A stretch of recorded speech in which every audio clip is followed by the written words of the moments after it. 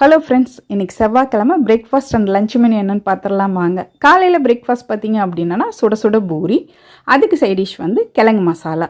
ஆனால் இன்றைக்கி கிழங்கோட வெள்ளை சுண்டல் இருக்கு இல்லையா, அதுவுமே சேர்த்து போட்டு செஞ்சுருக்கு.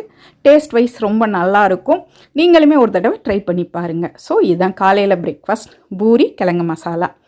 அடுத்தது மத்தியானம் இன்றைக்கி செவ்வாய்க்கிழமை அப்படின்றதுனால ஃபுல் வெஜ்ஜு தான். வாங்க என்னென்னு பார்க்கலாம். எப்பவும் போல் சுட சுட சாதம். அடுத்தது இன்றைக்கி சாம்பார் தான். முருங்கைக்காய் சீசன் முடிகிற வரைக்கும் வேறு ஆப்ஷனலே இல்லை, முருங்கைக்காய் சாம்பார் தான்.